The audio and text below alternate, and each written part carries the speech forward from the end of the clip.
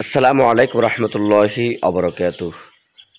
আপনার মনে কি কোনো সময় এরকম কথা আসছে যে এতবার আল্লাহর কাছে বলতেছি কিন্তু অথচ আল্লাহ রাব্বুল আলামিন দোয়া কবুল করতেছে না?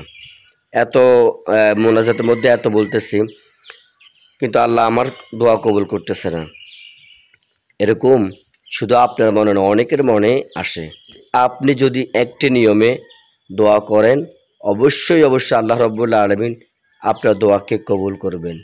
প্রিয় দর্শক, সেই নিয়মটি জানার জন্য পুরো ভিডিওটা অবশ্যই দেখবেন, তাহলে আপনি বুঝতে পারবেন। দোয়া কবুল হওয়ার কিছু নিয়ম আছে। তো নিয়মগুলো অনেক নিয়ম আছে, তো আমরা সেই নিয়মের দিকে যাব না। একটা নিয়মের কথা আপনাদেরকে বলবো। এই নিয়মে যদি দোয়া করেন তাহলে ইনশাআল্লাহ অবশ্যই দোয়াটা কবুল হবে। আপনি ভোর রাতে তাহাজ্জুদ নামাজের পরে ৩ বার দুরূদ শরীফ পড়ে ৪১ বার আয়াতে কারিমা অর্থাৎ লা ইলাহা ইল্লা আনতা সুবহানাকা ইন্নী কুনতু মিনাজ জালিমিন পড়ে যদি আপনি মুনাজাতের মধ্যে আল্লাহ রাব্বুল আলামিনের কাছে যাই দোয়া করবেন ইনশাআল্লাহ আল্লাহ রাব্বুল আলামিন আপনার দোয়া কবুল করে নেবেন। প্রিয় দর্শক, এটা হচ্ছে সবচেয়ে উত্তম সময়, একদম সবচেয়ে বেটার সময়। আপনারা জানেন লা ইলাহা ইল্লা আনতা সুবহানাকা ইন্নী কুনতু মিনাজ জালিমিন, এটা হচ্ছে দোয়া ইউনুস, এটাকে আয়াতে কারিমাও বলা হয়।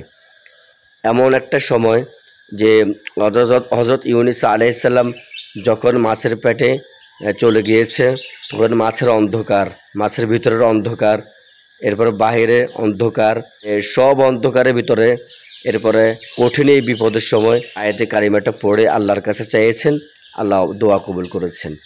যদি তাহাজ্জুদ নামাজের পরে না পড়তে পারেন বা তাহাজ্জুদের সময় উঠতে না পারেন, তাহলে আপনি নামাজের পরেও এই আমলটা করতে পারেন।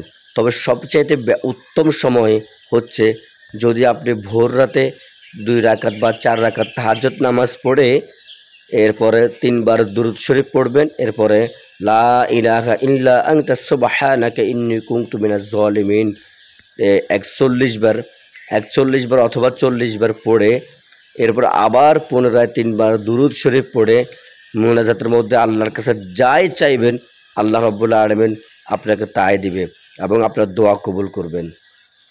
তো আমরা সকলেই আমলটা করি, ইনশাআল্লাহ অবশ্যই আল্লাহ আপনার দোয়া কবুল করবেন।